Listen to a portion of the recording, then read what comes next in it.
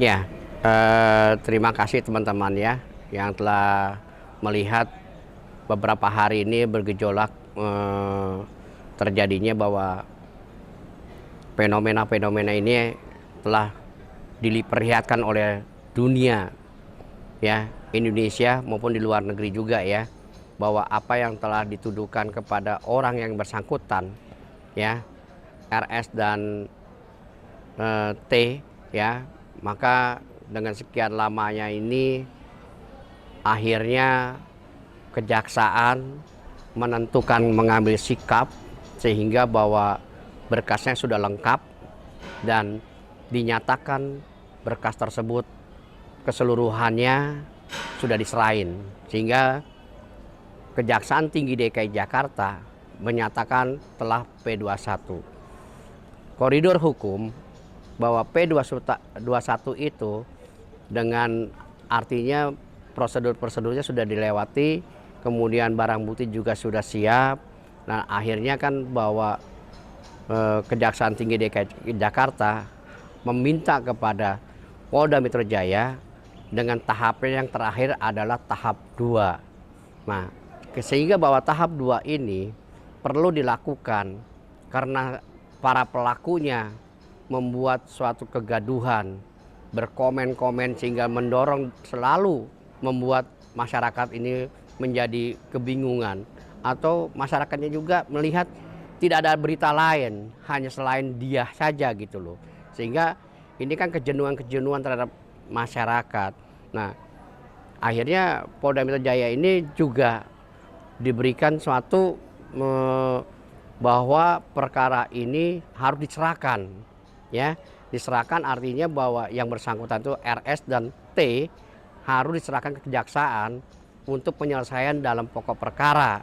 Nah, setelah nanti dalam pokok perkara itu akan disidangkan oleh kewenangannya oleh jaksa dan pengadilan, seperti itu. Itu yang saya lihat secara yuridis hukum ya, dan tidak pandangan-pandangan hukum ini bahwa tindakan terhadap Polda Metro Jaya itu bahasanya bukan menangkap, tetapi memerintah membawa untuk diamankan sementara agar tidak membuat pada saatnya jaksa meminta maka akan diserahkan kembali, seperti itu.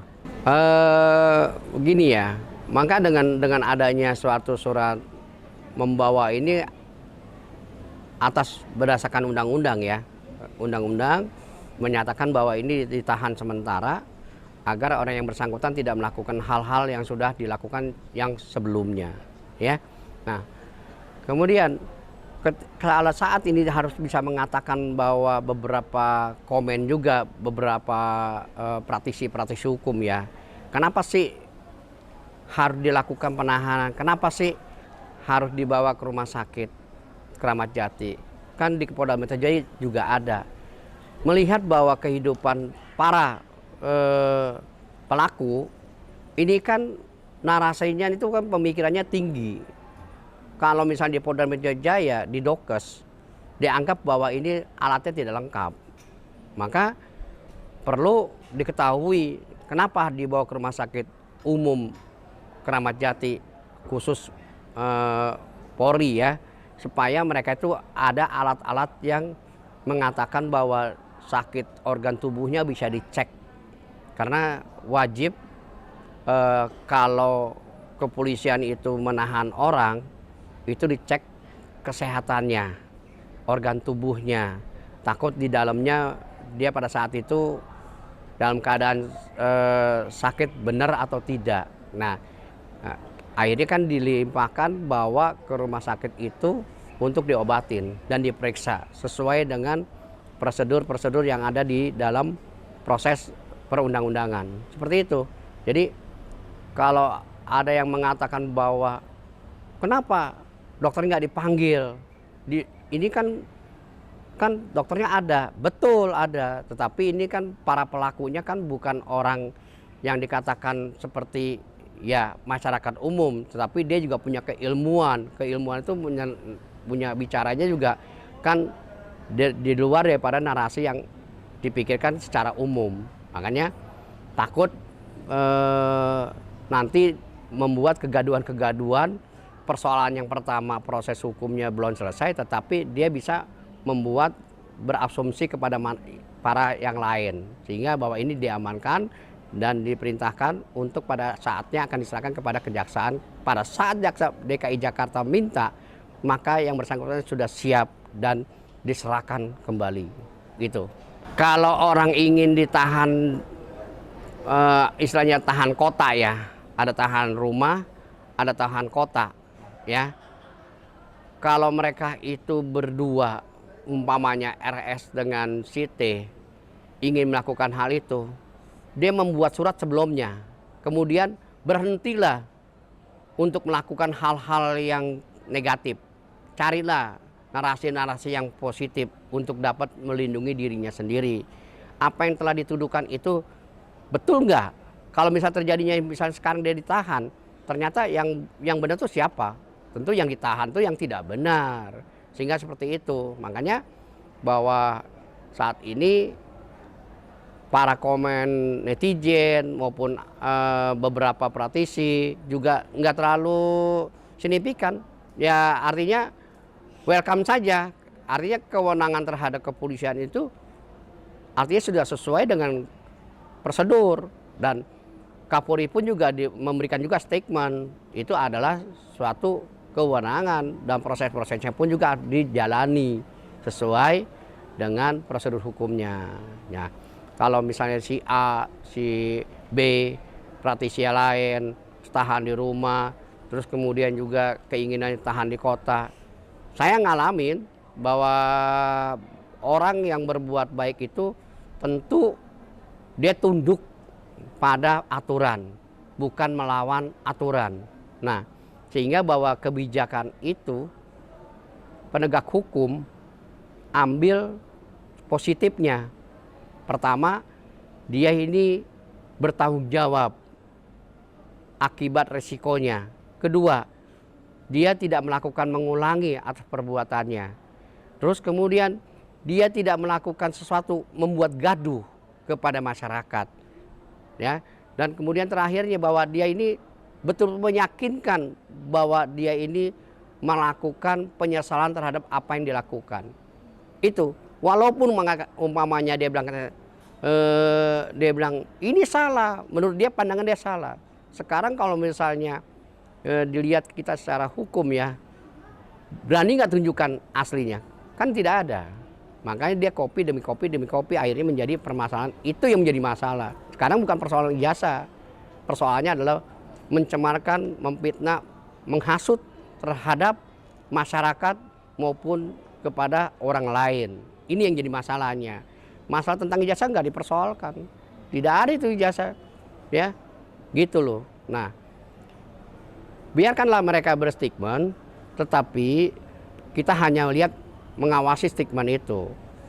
Ya, banyak sekarang ini kan undang-undang ini sudah diperbarui ya, nomor 1 2023 ini benar-benar bahwa ini hukumnya hukum positif. Artinya yang diperoleh bisa dengan kebaikan diambil kebijakan di dalam kerangka hukum itu. Tapi kalau umpamanya orang yang melakukan hal satu kejahatan dengan etiket umpamanya, prosedurnya dengan sesuai, itu nggak ada masalah. Itulah seperti itu ya. Makanya saya melihat bahwa banyak komentar-komentar yang tidak positif, hanya mengambil negatif ya. Nah, kemarin juga saya dengar juga bahwa ada beberapa mungkin kerabatnya atau temannya ya membuat surat jaminan ya untuk penangguhan. Secara hukum jelas yang bisa dapat menjamin keluarga, istri atau anaknya atau orang tuanya. Di luar itu yang bukan satu darah tidak berkenan untuk melakukan hal buat sebagai jaminan. Ya kalau dia mau buat nggak dilarang, tetapi secara hukum adalah suatu yang mempunyai keturunan, yaitu garis darah pinggir, garis tengah. Nah, umpamanya mertua atau istri atau anak atau kakaknya atau adiknya itu boleh. itu nggak ada masalah, itu sesuai dengan koridor hukum. Tapi kalau orang lain yang nggak ada korelasinya untuk dia sebagai jaminan, nggak bisa juga sebagai jaminan. Tapi kalau ngajuin boleh-boleh saja, nggak ada masalah, nggak dipersoalkan, nggak akan juga istilahnya nggak diperlukan juga, enggak. Silakan saja, tetapi kita orang hukum harus cermat, harus pandai. Karena apa? Ngajuin itu harus orang benar-benar satu rumpun. Kalau bukan satu rumpun, keluarga sendiri, ya percuma saja untuk mencari jaminan. Seperti itu. Yang saya lihat seperti itu sekarang ini fenomenanya ya. Itu yang saya lihat. Oke? Ini kan ada beberapa pasal ya. Ada yang pasal 1 tahun, ada yang 6 tahun, ada yang 12 tahun. Tinggal bagaimana penegak hukum ini membuat penegakan serasi dengan apa yang telah dilakukan dengan barang bukti.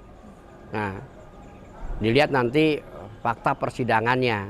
Nah, kalau misalnya dia bilang dia mengajuin penangguhan di tempat pengadilan, memohon kepada majelis hakim, ya nggak ada yang dilarang juga, boleh-boleh saja. Tetapi kan melihat situasi dan kondisinya seperti apa, dan juga karakter orangnya, dan juga bagaimana untuk membuat